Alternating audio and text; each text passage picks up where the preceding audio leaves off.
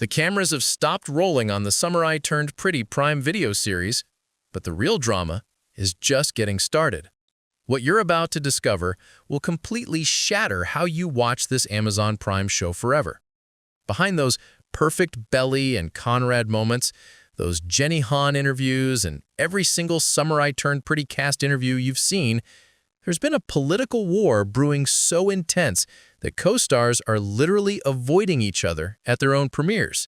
We're talking about social media posts that sparked outrage, wedding snubs that shocked Hollywood, and Prime Video having to issue warnings about fan harassment. The Summer I Turned Pretty Season 2 might have ended, but this behind-the-scenes controversy makes the Conrad versus Jeremiah love triangle look like child's play. If you want the full tea on how politics destroyed one of TV's hottest young casts, make sure to hit that subscribe button, because apparently I need more subscribers to fund my investigative journalism into beach house drama. Trust me, this rabbit hole goes deeper than Belly's feelings for both Fisher brothers. When The Summer I Turned Pretty premiered on Amazon Prime in 2022, nobody could have predicted it would become more than just another teen romance adaptation. Based on Jenny Han's beloved trilogy, this wasn't just a show. It became a full-blown cultural phenomenon that took over social media every single summer. The series didn't just gain viewers, it created actual armies of fans who lived and breathed every moment of Belly's journey. The intensity surrounding this show was unlike anything we'd seen since Twilight. Team Conrad versus Team Jeremiah wars raged across every platform, with fans dissecting every glance between Lola Tung and Christopher Briney, analyzing every interaction between Lola and Gavin Casalegno, and turning innocent cast interviews into evidence for their shipping theories. But here's where things got weird. The obsession wasn't just about the fictional love triangle anymore. Fans became completely fixated on the real-life relationships between the actors themselves. Lola Tung, Christopher Briney, and Gavin Casalegno weren't just playing characters, they became the faces of one of the biggest teen drama sensations in years. The show's success was astronomical. Season 1 broke viewing records for Amazon Prime, and by the time Season 2 dropped, these actors couldn't walk down the street without being mobbed by screaming fans. Social media followers jumped into the millions overnight. Magazine covers, brand partnerships, award nominations. This was the kind of success that launches careers and changes lives forever. But with that level of fame comes pressure that most people can't even imagine. And apparently, it also revealed some uncomfortable truths about who these people really are when the cameras aren't rolling. The first major red flag that something was seriously wrong came from an unprecedented move by Amazon Prime themselves. The streaming giant felt compelled to issue a public warning to fans about their behavior, essentially saying, "Cousins is our safe place. Everything good, everything magical. Let's keep the conversation kind this summer."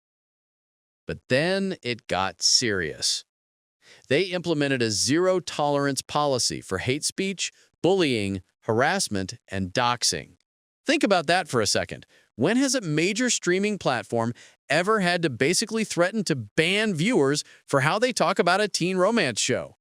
This wasn't normal fan enthusiasm they were dealing with. This was something much darker. Industry sources started whispering about why Amazon felt the need to step in so aggressively.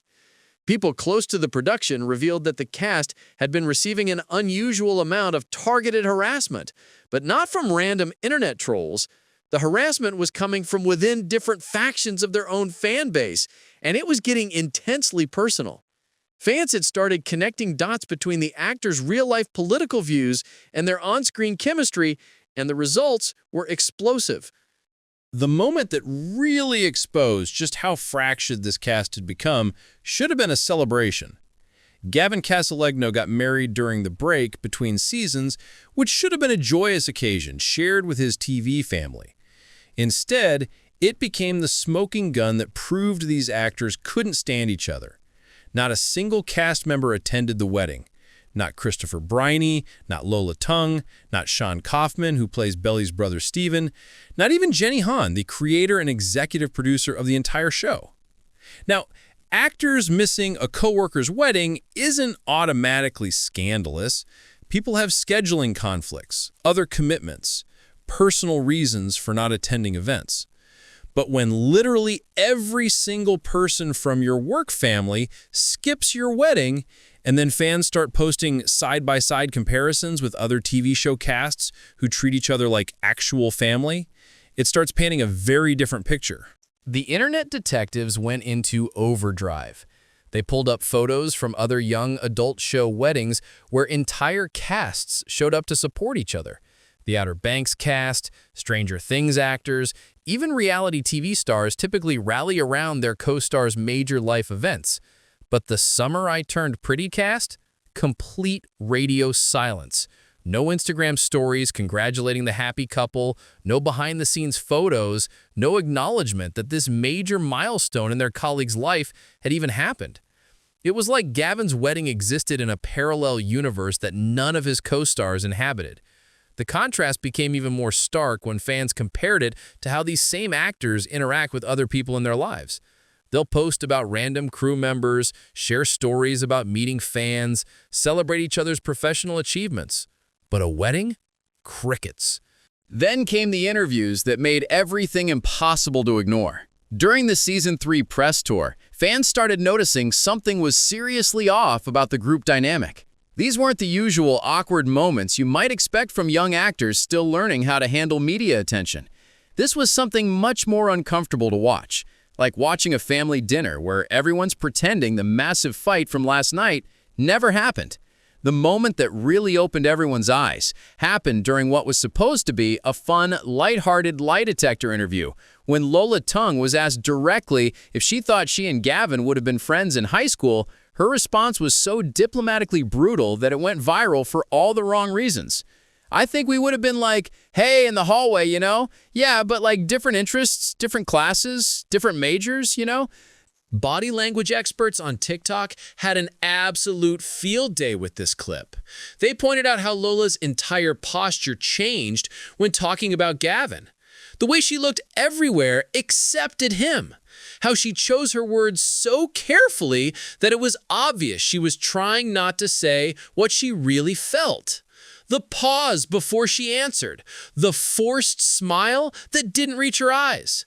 Everything about that moment screamed polite tolerance rather than genuine friendship. But it wasn't just Lola showing signs of tension. Christopher Briney's interactions with Gavin during press events started getting scrutinized frame by frame by eagle-eyed fans. They noticed how Chris would literally turn his body away from Gavin during group interviews, how he'd engage enthusiastically with Sean Kaufman and Lola, cracking jokes and sharing genuine moments of laughter. But the energy would completely shift whenever Gavin tried to join the conversation. The most damning evidence came from what fans started calling the isolation photos. At the Season 3 premiere party, where the cast supposedly watched the trailer together for the first time, multiple fan accounts posted photos that told a story the official publicity shots never would. Chris and Sean were practically joined at the hip, laughing and whispering to each other like actual friends. Lola was arm in arm with other female cast members, looking completely comfortable and natural.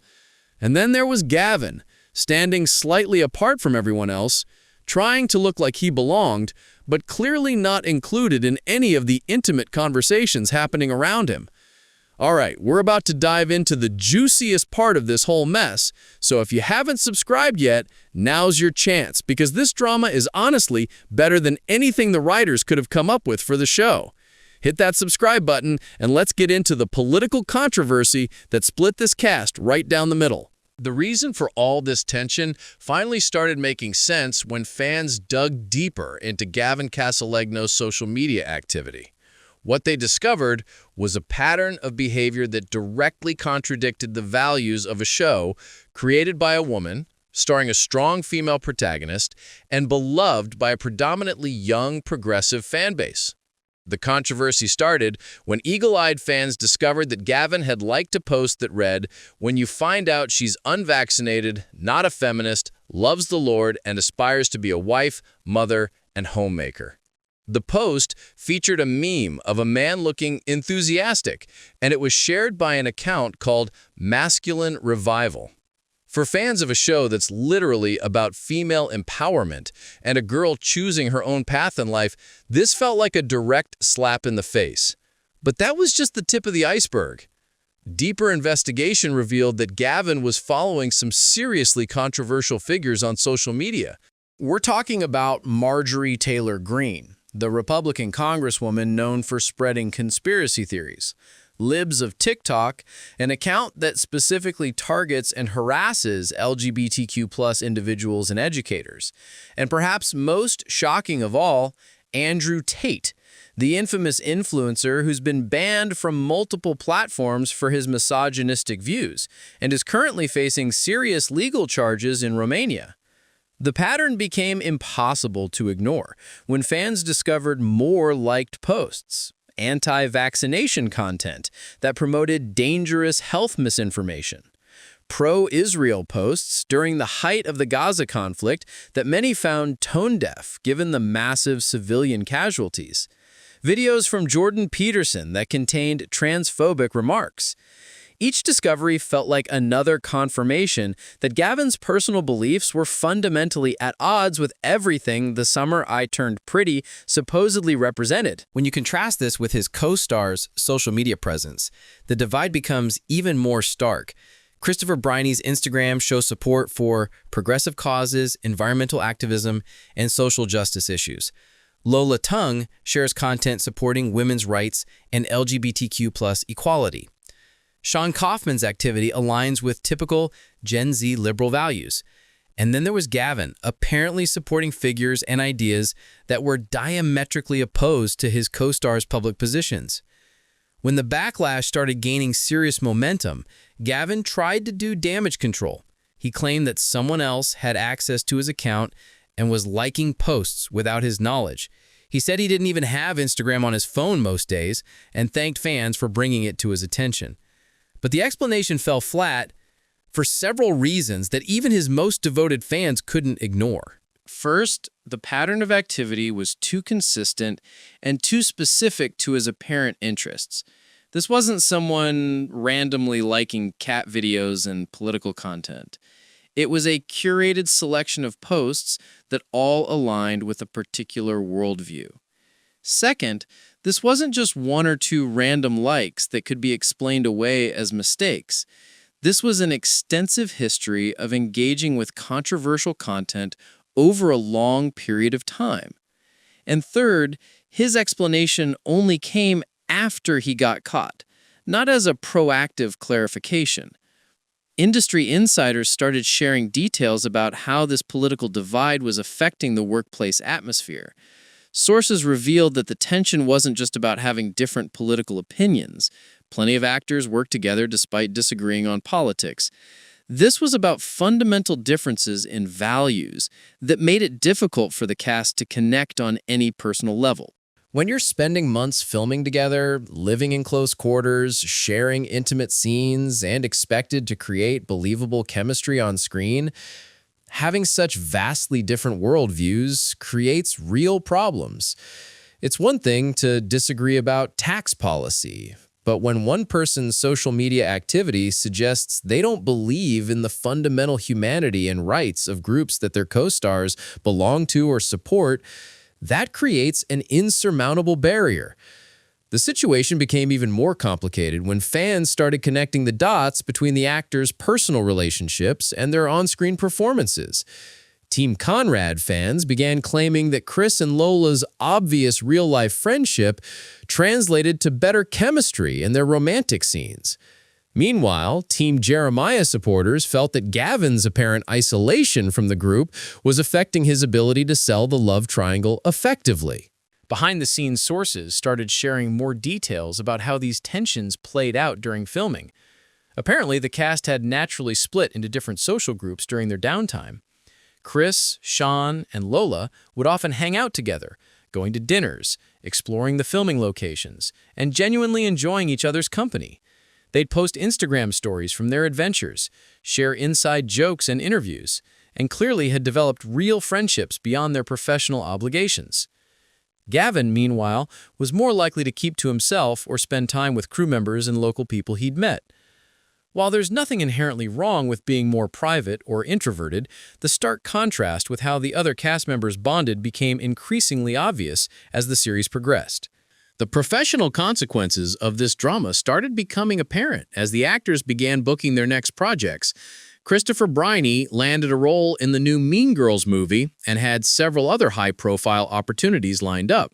Lola Tung was being courted for major studio projects and lucrative fashion brand partnerships. Sean Kaufman was building a strong social media presence and exploring music opportunities alongside his acting career. But Gavin's post-Summer I Turned Pretty opportunities seemed notably fewer and less prominent. Industry experts weren't surprised by this development. Hollywood, especially the young adult entertainment sector, tends to be quite liberal and social justice-oriented. When an actor becomes associated with controversial political views, especially ones that could alienate key demographics, it can significantly impact their career trajectory in ways that extend far beyond any individual project. The fact that Gavin had also mentioned in interviews that acting wasn't necessarily his long-term priority didn't help his cause with casting directors and producers looking for committed, uncontroversial talent. In an industry where your personal brand is almost as important as your acting ability, having a reputation for political controversy can be a career killer. The fan reaction to all this drama was intense and completely divided the Summer I Turned Pretty community. Social media became a battlefield where different factions of the fandom argued about everything from the actors' right to their political opinions to whether their personal beliefs should affect how people view their characters. TikTok was flooded with videos analyzing every interaction, every interview moment, every social media post for additional evidence of cast tension. Some creators made hour-long deep dives into body language analysis. Others created side-by-side comparisons of how the actors treated each other versus how other TV casts interact. The hashtag Gavin Castellano controversy started trending, with millions of views across thousands of videos. Some fans defended Gavin's right to his personal beliefs, arguing that political differences shouldn't destroy professional relationships. They pointed out that plenty of people work successfully with colleagues who have different viewpoints, and that judging someone's entire character based on social media activity was unfair. Others felt completely betrayed, saying they couldn't separate his real-life views from his character anymore, and that it ruined their enjoyment of the show. The most vocal group insisted that the other cast members were completely justified in distancing themselves from someone whose values contradicted everything the show stood for. They argued that tolerance doesn't extend to intolerance, and that supporting figures like Andrew Tate wasn't just a political difference, but a fundamental disagreement about human dignity. Jenny Han found herself in an absolutely impossible position. She had built her career on writing empowering stories for young women, and her show had become a symbol of female agency and choice. Having one of her lead actors associated with anti-feminist content created a public relations nightmare that no amount of careful messaging could completely resolve. The situation became even more complex when you consider that Jenny Han is also Asian American, and some of Gavin's liked content included posts that were critical of diversity initiatives in entertainment. For a creator who had fought to get authentic representation on screen, having one of her stars seemingly oppose those very values must have been personally devastating. As filming wrapped on the final season, the professional requirements meant the cast had to continue promoting the show together, despite their obvious personal differences. But every joint appearance became an exercise in careful choreography. Publicists worked overtime to manage group interviews, ensuring that potentially explosive topics were avoided and that the actors' interactions remained superficially pleasant. The most telling moment came during the final press conference, when a reporter asked about their favorite memories from filming together over the 3 seasons. This question should have been easy for a close-knit cast to answer with warmth and specific anecdotes about bonding experiences and inside jokes. Instead, there were long, awkward pauses, generic responses about the beautiful filming location and working with talented people, and a general sense that everyone was choosing their words extremely carefully to avoid saying anything that might reveal the true state of their relationships. What makes this entire situation so fascinating is how it perfectly mirrors the central themes of the show itself. The Summer I Turned Pretty is fundamentally about growing up, discovering who you are, and learning that sometimes people change in ways that make relationships impossible to maintain. The fact that the real-life cast experienced their own version of this coming-of-age disillusionment adds an almost metatextual layer to the whole drama. Just like how Belly had to choose between Conrad and Jeremiah based on their fundamental values and how they treated her, fans found themselves having to choose sides based on their own values and what they could tolerate from the actors they'd grown to love. The parallel between the fictional love triangle and the real-life political triangle was almost too perfect to be accidental. The legacy of this controversy will likely outlast the show itself. Future casting directors will remember how political differences can completely torpedo a production's promotional efforts and create ongoing headaches for studios. Young actors will learn about the importance of social media awareness and how their personal beliefs can impact not just their own careers, but the success of entire projects they're involved in. And fans will forever associate The Summer I Turned Pretty not just with its romantic storylines and beautiful beach settings, but with the real-life drama that proved sometimes the most interesting conflicts happen when the cameras stop rolling and the actors have to be themselves. As the final season airs and this chapter of these actors' careers comes to a close, one thing is absolutely certain. The Summer I Turned Pretty cast will be remembered as much for what happened behind the scenes as for what we saw on screen. Whether that's a cautionary tale about mixing politics with entertainment or simply a reminder that actors are human beings with complex personal lives is up to each viewer to decide. But we can say for sure that this level of documented tension between co-stars is extremely rare in the entertainment industry. Most cast feuds are based on rumors, anonymous sources, and speculation. This situation played out almost entirely in public, with fans serving as amateur investigators, social media posts as evidence, and the actor's own behavior in interviews as confirmation of the drama. The way it all unfolded gives us a fascinating glimpse into how personal beliefs, professional obligations, and fan expectations can create the perfect storm for Hollywood drama that rivals any scripted storyline. In the end, The Summer I Turned Pretty gave us not one, but two love triangles. The fictional one between Belly, Conrad, and Jeremiah, and the very real one between progressive values, conservative beliefs, and career success in modern Hollywood. If you made it this far into this absolute mess of a situation, you clearly need to subscribe because honestly, after researching all this drama, I might need therapy. But hey, at least we got one heck of a story out of it. Let me know in the comments which side of this controversy you fall on and whether you think personal politics should affect how we view our favorite actors. The summer may have ended, but this drama is definitely going to keep us talking for years to come.